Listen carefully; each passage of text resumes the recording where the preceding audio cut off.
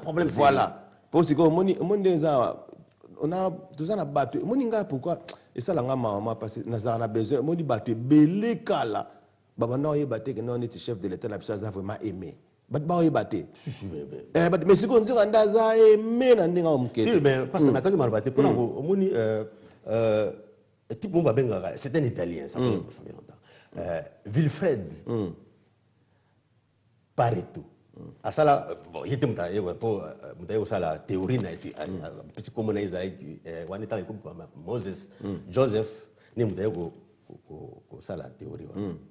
Ayo quoi, parce que il peut ayo découvrir que non 20% mo boye et ça là ba action mo mingi na makamebele. Donc on a bien masse wana te. O badimo ba lobi tamoso bazala mamuke. Ba muke penda. Donc ils ont 20%, ils ont détruire 80%. Voilà. Donc, il faut faire attention. Donc, on a arrêté que nous pouvons 20%, 20% et qu'on détruit 80%. Donc, c'est ça. Et puis, en tant que pasteur, nous sommes pasteurs, nous avons ce qui, on peut expliquer sur le cœur de l'homme. Parce que c'est Jésus-Christ a insisté dans Matthieu 15, 10 à 11, a insisté sur le cœur de l'homme. Parce que, promesse, c'est quoi? Biso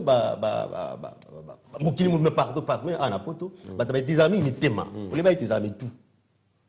on se utiliser mutu on comprend ma moninga zoloba mais si on utiliser mon tema ils ont la jalousie ils ont la haine ils ont la faux témoignage ils ont mais belé ils ont détruit société alors il y a un qui bandiko va tala biso na ndako ba utiliser mon tema te ya kofi mon tema za bilo moko ya kofi nga ya kosa sokeni mais ba utiliser mutu ba yoka nanu makambu oyo tozoloba et puis ba yoka makambu oyo lobaga na Welcome TV chaque fois uliba ça la action selon mon thème. Voilà. Donc c'est très important sur le temps dans Matthieu 15 10 à 11 bien. OK, nazo tanga Matthieu 15 10 à 11, c'était Jésus-Christ Azaï Koloba, il était en train de parler aux pharisiens. Ayant appelé à lui la foule, il lui dit écoutez et comprenez. Ce n'est pas ce qui entre dans la bouche qui suit l'homme, mais ce qui sort de la bouche, c'est ce qui suit l'homme. Okay. Alors ses disciples s'approchaient et lui disaient, sais-tu que les pharisiens ont été scandalisés des paroles qu'ils ont entendues? Donc, c'est ça. C'est 15, mais 18-20. 18-20, c'est le Bible. Mais ce qui sort de la bouche vient du cœur, et ce qui suit l'homme, car c'est du cœur que viennent les mauvaises pensées, le maître, les adultères, les impudicités, les vols, les faux témoignages, les calomnies. C'est ça. Voilà. Donc, voilà les choses qui suivent l'homme. Mais manger sans s'être lavé les mains, cela ne suit pas l'homme. Ouais. Donc, même à l'élection, même le référendum, même Mendele qui insiste, parce que ça va être please use your head, not your heart. Et puis, bazo bonde là. Parce que bazo bonde, ça utiliser mon thème, makame baby. Parce que mon thème, il y a un moutou. Faux témoignage pour mensonge pas na biso yibika comme na société bazo kosa makamo yo yibite donc mudazo expliquer vie na yo na place na yo mo lo expliquer il y a expliquer le mais il te connaît même pas au la rappel na yete azo expliquer makamo ya salaka bo tu en rien non c'est pas ça or fallait ya mo ne ba juge ba bengi sa mutu aya na court ba yokaye parce que yo lobi na o ba fo mais mutantan o ya pe alobi ke ba mo ba comprendre que o izaki lokuta donc ya moni bazo ko insister que mon thème c'est bien et par le thème faut bo tchan net biso bo net lo ba bo na yo senga bandiko bazo tala biso ba tchan na mo thème à côté bon bazo ngela après tant aussi ça et ba tchan na mo tout ba yo kama kama to voilà donc ça très important bandiko balobi que non to tchan na mo thème de côté bo tchan na mo tout boyoka makamoto zolo ba parce que ça très important moni lelo tozolo bake Congo Congo na biso ndenge za awa bato lelo bazomona ke on est problème na Congo est-ce que problème à Congo ndenge za nangwana to botami quand même na Congo ngo to koli na Congo ngo biso to botami na terre Mobutu tant biso to botama Mobutu avant tant Mobutu azaki na pouvoir Congo azaki avant comment na pouvoir na terre Kassavu Congo azaki bien bana ba kende classe bazolia bazomela bati avant na ba gardienne avant Mobutu aya oui ti Mobutu tanga yé akuti système ango zati donc avant Mobutu donc c'est donc ba belge dans bazalaki classe de bana kende zaki très bien bana banda ko lien na classe bazola ta ba uniforme écoute gratuit même na école même les bandelo même ba tant Mobutu ayé système ngo ezalaki et continuer akuta ki yango a continuer nango ozomona mais pas ça on est très important c'est que au moni na bandeko bazotala biso o ba ngi ba utiliser mitu ba yoka biso nan c'est ça on a parce que yango peso pesa confusion ça veut dire que bazo kanisa que passe ya Congo et bandi na 2001 ba ka sabon son excellence le président Joseph Kabila a eu pouvoir nzoka zera na yo en tant que pasteur na me ko piso quelques points où ils sont très importants vu en moto comme ça yo mo au juger na bandeko ba tala biso ba juger ba qui a détruit le Congo et que passe tout le monde et uta wapi ce ko effort ni zo salama pour yo oyoka o expliquer biso ce qui ba nenge pour na mona neti ba ndeko mingi o ba chabiso pe na mobulu na ba yena masolo ya ba occupation mo belé na mona neti ba ngaki neti ba zwa ba sengi biso pardon non do ba ngi ba zwa neti masumo nyoso ya maréchal ba to transférer on pa ya président Joseph Kabila ezarate mais ça la même masumo nanga ba ko transférer na mona non même ya camarade ba ko transférer donc total c'est total sur le plan économique sur le plan économique au moment là que en 1973 73 bato ya génération na biso po to ko satam so bana ba bote mais après bilo to zaki moni na nini na limité to limité industriel limité industriel ya oui bakinga boya industrie zaki donc bilo ko tout petit na ba province régime ya président Mobutu sala nini to botoli biloko to pesina ba kolombo ba congolais ndele bimi ba perdre biloko to wana mais ba congolais ba bosana ke malgré bakenda gouvernement ya lelo izofuta mbonga biloko wana lelo c'est good moni place destruction o passe le patron ba vie sociale pas tout ça le moni place bandi dans la économie bon et moi avant ne do le pasteur on a dit avant nga je me rappelle t'as moi moké tout ça biloko na ba poubelle na poubelle ko pour mon nigga za na poto mais comment na ki ma watu c'est good na ko la ça na document moko a pasta yo za passe pour biso to za bata masolo ya nzela te bien ya masolo ya ba coin au ça au politique ya coin au politique ya nzela azo bien ça que yo ça la débat politique c'est que débat politique au salon sur quelle base pour oyibi rien sur l'économie oyibi rien sur finance oyibi rien na mambele c'est que oyibi ça plutôt ça débat politique mon document au passage yo za témoin aux otala document oyo okomona document oyo ezali ya Fonds monétaire international na ba kotanga na honte na zo la biso kaka document oyo nazwi yango na ba recherche tosalaka na université okomona awa ntango musée ayi dette akuti 14 milliards nyongo sikoyo bazoya koforce adefa susu mbongo moi j'ai envie non parce que combien de fois dictateur oui bi ka salarié bo c'est moi sikoyo bozoya le susu na fa bon document ils ont précisé donc souvent niveau donc niveau de l'économie est détruit ba mo bata ya Fonds monétaire mais aussi longtemps que tangu Mobutu ya na pouvoir akutaka na compte saleté zaka na combien bon parce que ce tali président Kasavubu azo voyager bon ils n'ont pas pamba mais ce que on comprend niveau donc il y a 73 en 1973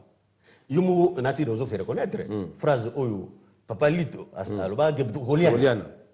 ke Goliana aloba parce que ayeba niveau nini bato de mbongo niveau nini bazo détruire l'économie avec Goliana donc ils ont la prophétie moko boye bato lelo ta mososo bako yeba ngote bon siko to yena ayeba ngende bazo détruire yena ba ayeba ngende bazo détruire évidemment to wana économie to lobika ndam to lo ka point essentiel siko to yena sécurité pour lelo bazo lobaka non bazo to ko défendre pays tu défends PT pourquoi parce que les marchés a créé les BSP les brigades spéciales et puis DSP division spéciale présidentielle après de commune garde civile ba détruire l'armée nationale ba yomu ba bere ba comme on bote ka logo ba bere rouge ba comme on ça commerce c'est que tant au premier pays défense et salama mais les lots na opeso news que lobby déjà ba classé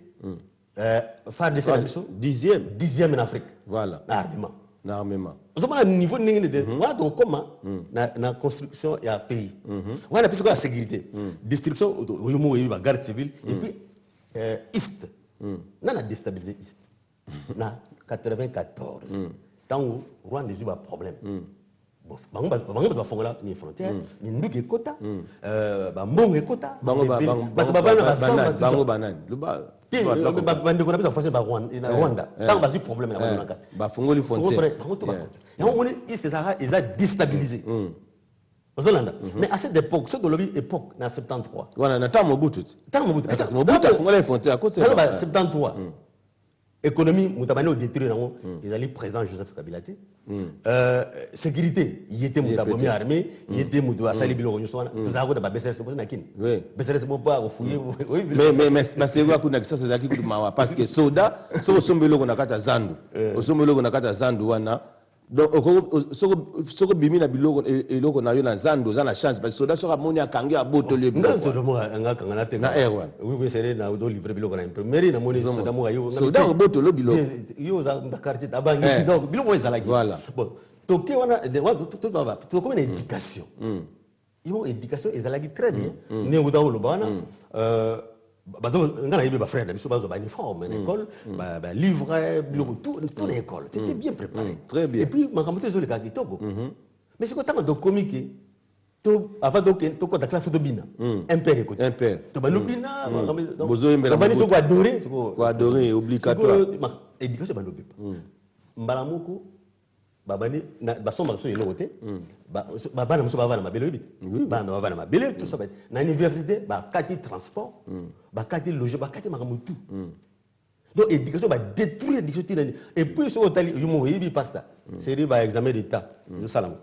ba zaki na mondel mo be chance do benga marcotte pose examen da webi neza la valeur éducation bisaki même niveau na ba Europe to yoko zo pas tant marqué ta longue te yoko zo excellence wana biso wana sérieux na biso ça na excellence ngabe même diplôme na ngaki validé na ambassade de Belgique ba oui c'est bon pas on considérer biso mais tant que comme na ba Congo ça tout na bambo donc ba baby c'est donc ça que muta kipé ba leki wana ils apprennent à l'éducation to lo baka muke po muto ça histoire to ko beta ba histoire ñu soté ah ce qui n'était muto ça tala qui n'est pas richesse to ko na santé yo mo nga soki na longole lamba ko ba vaccin ba bébé ba ça ba vaccin free non c'était ba vaccin ba free pour protéger population et les lo ba pesa à l'époque il marchait tout ça vaccin ba bomi biloko yo sona vie comme so ba vie sociale qui ont marché mais vie sociale pour marcher économie fait ça et marché voilà donc c'était comme ça ba chegi ba salama à l'époque na marshal te auto ba fazer bango mais lelo ba tu comprendre ba binga ba pesa histoire na histoire akala ba pesa donc on est na lobaka ba transférer masuma ya maréchal et pas ya le président Kabila en 2001 c'est impossible logement yo mo yi ba parler ya logement to ça va parler ba on a lit parce que pesa ba ndako ba zotonga mudo atonga te ce ko wana eza makambo ya destruction mais sikoyo yo mo passe ça au ko expliquer biso pour tous les capitaux to commenter sur reconstruction na ibani na 2000 de reconstruction ibani na 2001 OK.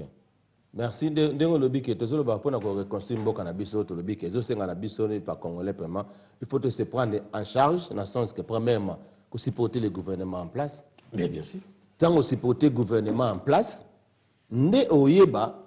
que makambo nyo surtout oyo les cas de gauche à droite wana pas ça oyo na kati malobata mon livre ba comme économique développement voilà donc pour moi ça na besoin kaka ya développement et tala ba faute ça ya ba Rwanda ba bato kima ba tout ça